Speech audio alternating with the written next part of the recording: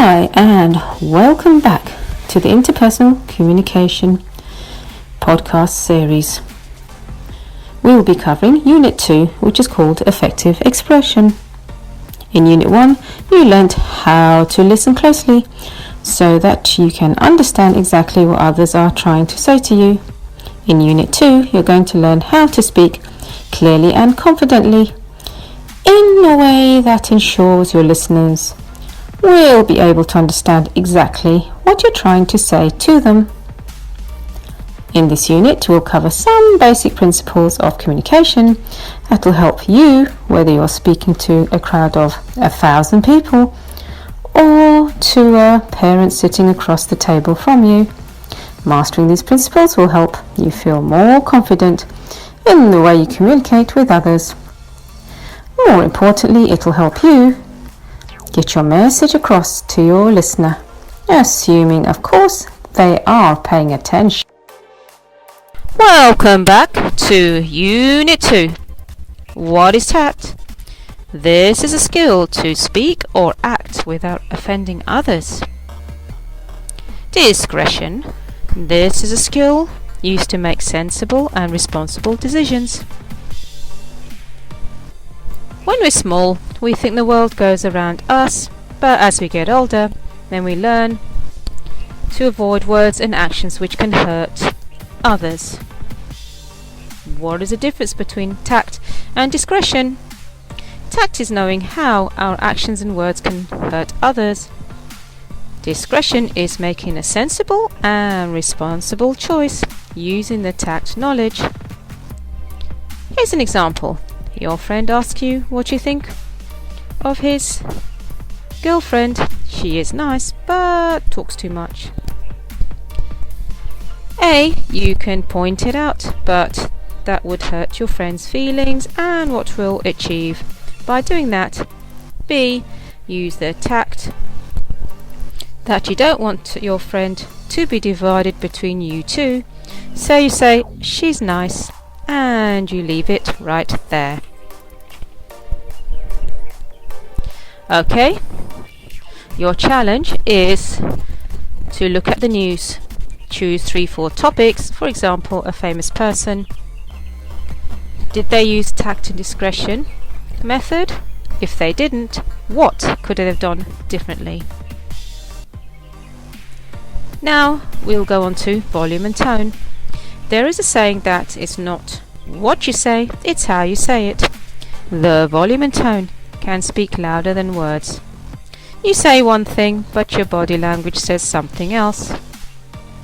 One example I'll give you is a positive one, which is, "How can you do that? Wow, I just don't understand." Voice is calm and respectful and admiring. Body language, smiling, relaxed. Scenario, one friend is praising another friend's skill in sports or magic tricks. Now for the negative emotion. Voice is disapproval and annoyed. Body language, scowling, cross-armed. Scenario, parent telling her child off for messing the floor with dirt.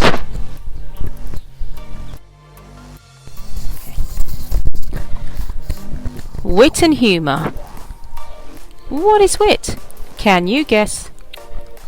Intelligence, cleverness and humour. Using wit and humour makes speeches and conversations more interesting to get attention. To make any situation funny if it's appropriate to do so. One example is, I used to work hard to get medals, but since I learned that you can buy them, I've become good at everything. Dimitri Martin. Another way wit can be used is with irony, which means saying the opposite of what you really mean. One example is a sibling. You say something, your brother replies, "Oh, you are so funny." But they're using irony, which is, you're not funny. Sarcasm is a hurtful way with irony to express your feelings. It's a tool when you get angry to make things worse. It's used to mock, insult and hurt the feelings. Your final challenge here is to find a quote from a famous or historical person and see whether they used Wit, irony or sarcasm.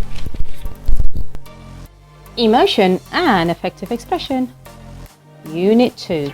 Interpersonal communication. Welcome back. We're all guilty of losing it sometimes. It can be with family, friends, or just having a bad day, etc. We can't change the challenges, but we can change the way we react to them. It's called self-control.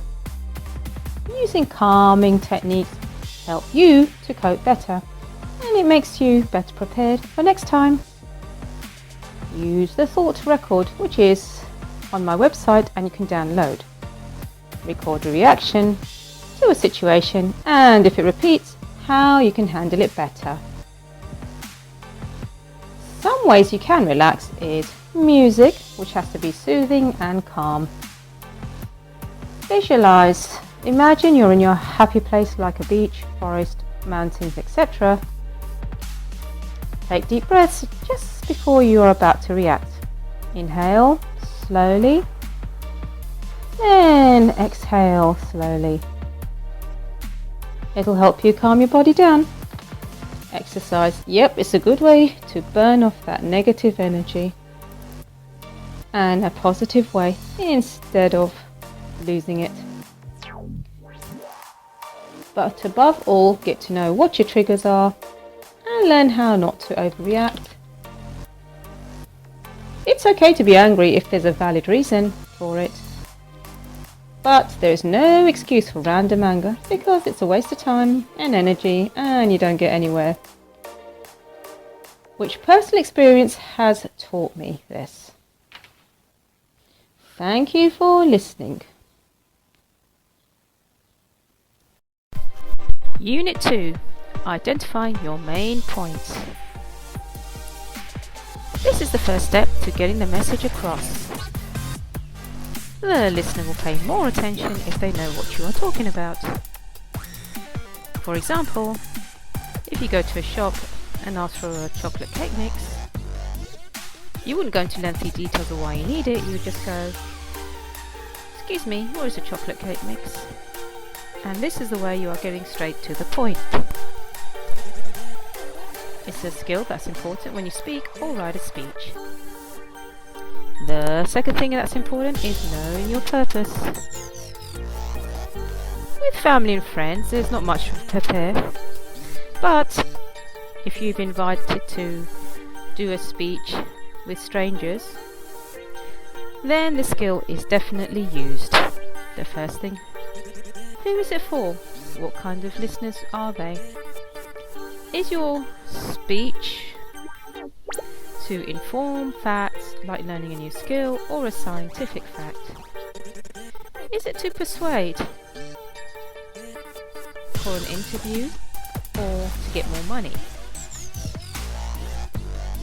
Whatever the reason, the aim is for them to accept and approve your viewpoint. The other one is to entertain, which is a funny story to make people laugh and be entertained.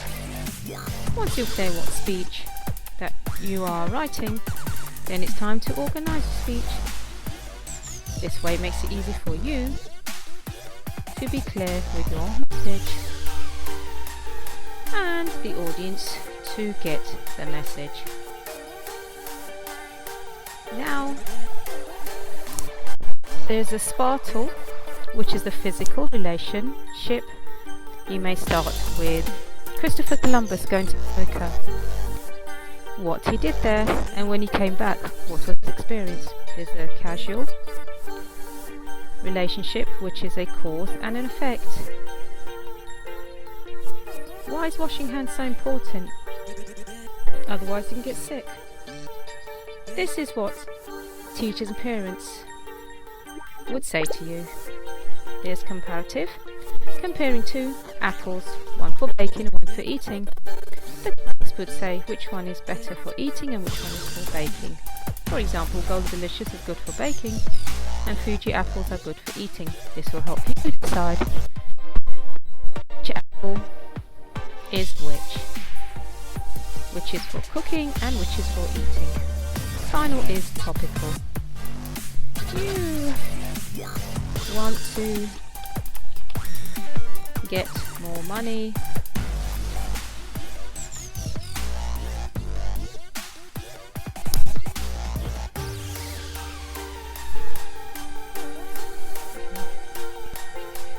Topical. You want a pet. Your parents say no because of the responsibilities. You have to do your research and find out the facts and be clear on what are the responsibilities. Convince them why you should have the pet. The other subject is problems and solutions. One example is with the environment. What is the problem with the environment? And then share the solutions. Whether you have a conversation or you write a speech, it's important to have it in a chronological order. With timelines, it helps with storytelling. It's useful for the purpose to achieve some future goal. Every conversation has a beginning, middle and end. Let me give you a simple example. The intro would be hi, the body will be lunch is ready, the conclusion would be bye. With any speech, it's good to have a strong introduction, for example a quote, statistics. If you want to start with a joke, make sure it's appropriate. But keep the intro short, so the audience don't get bored or tune out. It's better to do an intro which is no more than a minute. The middle, you would share the subpoints, depending on the talk, whether it's facts with statistics, a testimony, quotes, anecdotes, short stories to back up your statement.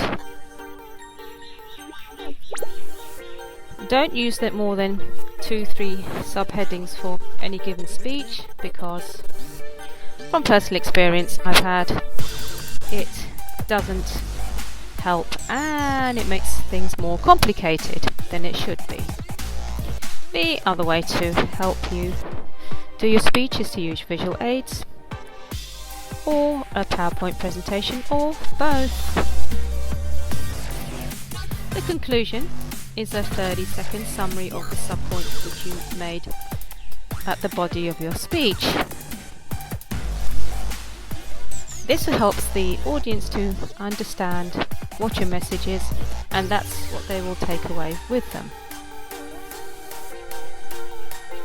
For example, what could you talk about? It can be recycling, like use old bottles and stuff to make any craft, or instead of using a car, why don't you walk or take the bike? So there's many things you can suggest.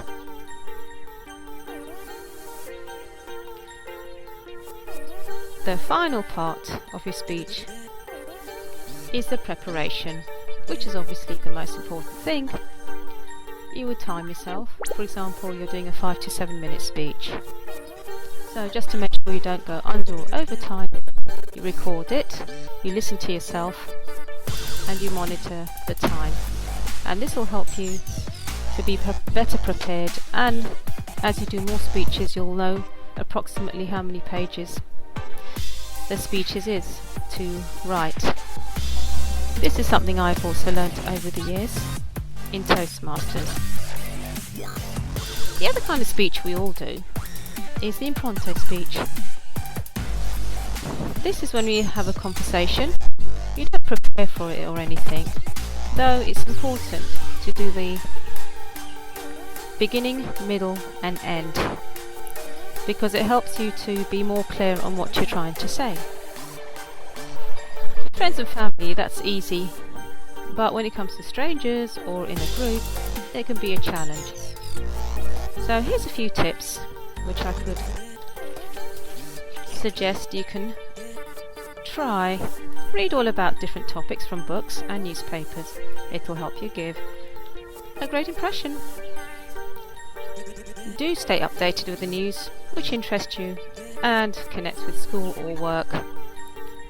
Organise your thoughts and then get up to answer a question or respond to something like, do you like soccer or cricket more? You always pause for a second and then you give 1 or 2 reasons of why you prefer one over the other. And once again, structure your thoughts with a beginning, middle and end in mind. Just be confident. Everyone gets nervous. Just breathe slowly in and out and speak.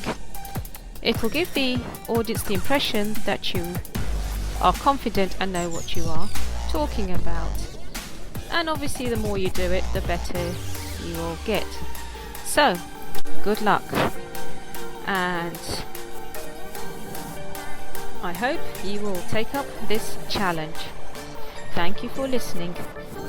The next unit we'll move on to is Unit 3.